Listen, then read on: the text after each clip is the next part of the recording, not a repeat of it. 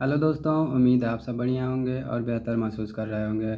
हम लोग पढ़ रहे हैं UP TET C TET syllabus और UP TET C TET syllabus में हम लोग पढ़ रहे हैं पर्यावरण अध्ययन। और आज हम लोग देखेंगे पर्यावरण अध्ययन में प्रकाश संश्लेषण, जिसको फोटोसिंथेसिस भी कहा जाता है।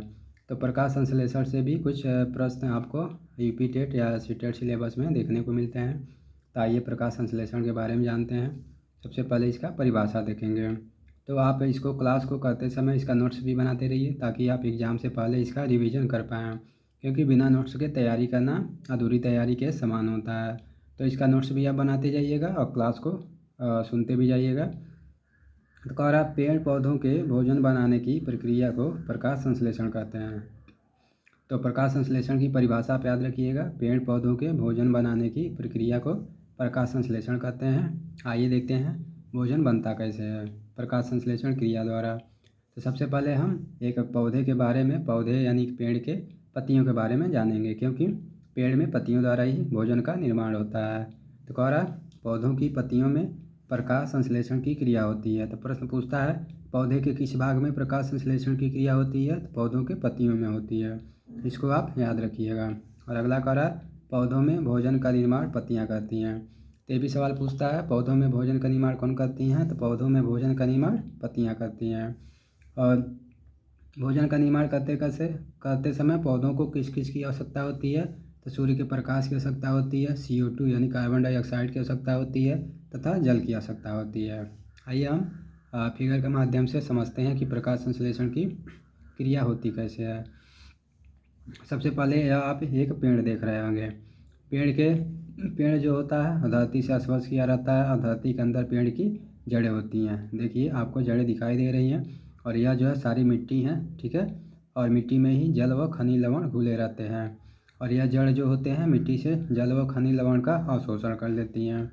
और इसमें जो है पौधों की तना जो है, इसमें जाइलम पाया जाता है और इस जाइलम के माध्यम से पौधों की जड़ों द्वारा जल व खनिज लवण का पौधों की पत्तियों तक स्थानांतरण होता है, ठीक है ना। तो जब पौधों की पत्तियों तक जल व खनिज लवण का स्थानांतरण हो जाता है तो पौधों की जो पत्तियां होती हैं, हरी पत्तियां होती हैं, उनमें क्लोरोफिल यानी हरित लवक पाया जाता है और वह जो है अपनी क्रिया सूर्य के प्रकाश की उपस्थिति में और कार्बन डाइऑक्साइड की सहायता से फोटोसिंथेसिस यानी प्रकाश संश्लेषण की क्रिया प्रारंभ कर देती है। प्रकाश संश्लेषण की क्रिया के प्रारंभ के बाद दौरान ऑक्सीजन गैस मुक्त होने लगती है और स्टार्च यानी कि पौधे की पत्तियां अपना भोजन का निर्माण करना शुरू कर देती हैं।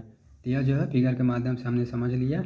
अब आएंगे बारी बारी से समझेंगे कि पौधे के जितने भाग होते हैं, जितने अंग होते हैं, उनके कौन कौन से कार्य होते हैं। तो सबसे पहले हम पौधों के जड़ के बारे में अध्ययन करेंगे। तो कह रहा, पौधों के जड़ें पानी और खनिज तत्व मिट्टी से अवशोषित करती हैं।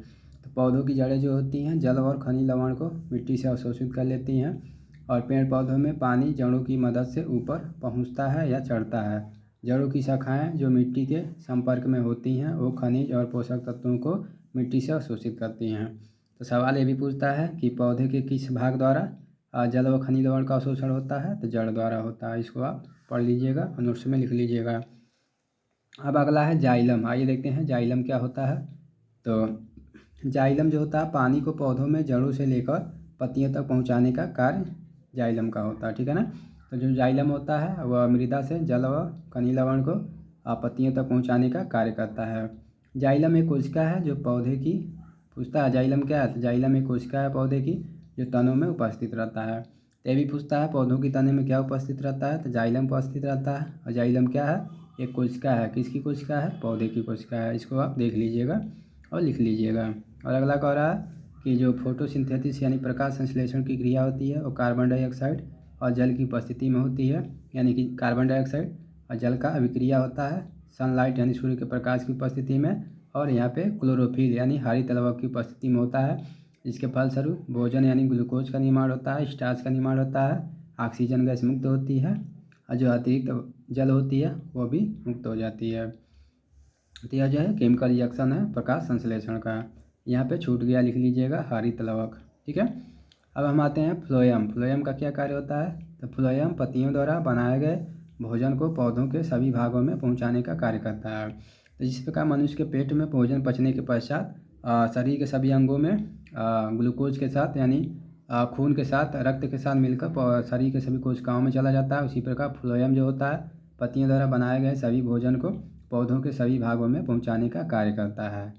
ठीक है ना। तो इस प्रकार आप फ्लोएम का भी काम देख सकते हैं।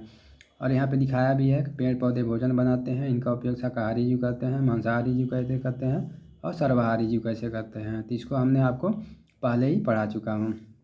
अब हम आते हैं, देखते हैं ऑस्मोसिस यानी कि परासरण क्रिया होती क्या है। तो पौधों की जड़ों द्वारा मिट्टी से जल अवशोषित करने की प्रक्रिया जो होती है परासरण कहलाती है। तो जो पौधे की जड़ें होती हैं उनके द्वारा मिट्टी से पानी अवशोषित करने की प्रक्रिया जो होती है परासरण कहलाती है, ऑस्मोसिस कहलाती है। इसको आप देख लीजिएगा। और अगला कह रहा है वाष्पोत्सर्जन, जिसको ट्रांसपीरेशन कहा जाता है। तो पौधों द्वारा आवश्यक जल को वाष्प के रूप में शरीर से बाहर निकालने की क्रिया को वाष्पोत्सर्जन कहा जाता है। तो जो पौधे होते हैं उनके द्वारा आवश्यक जल को वाष्प के रूप में जब हम बाहर निकाल लेंगे तो वह जो जिस क्रिया द्वारा निकलेगा उसको वाष्पोत्सर्जन कहेंगे। तो इस प्रकार यह था आपका प्रकाश संश्लेषण की क्रिया। प्रकाश संश्लेषण की क्रिया द्वारा आपने देख लिया कि पौधे के कौन कौन से अंग द्वारा कौन कौन से कार्य हो रहे थे और इसकी क्रिया कैसे हो रही थी और भोजन का निर्माण कैसे हो रहा था। तो उम्मीद है आपको प्रकाश संश्लेषण अच्छे से समझ आया होगा और बेहतर तरीके से समझने के लिए इसका नोट्स बनाइएगा और आगे के अपडेट के लिए चैनल को सब्सक्राइब कर दीजिएगा। और वीडियो अच्छा लगा हो तो लाइक भी कर दीजिएगा और अपने दोस्तों तक शेयर भी कर दीजिएगा। धन्यवाद।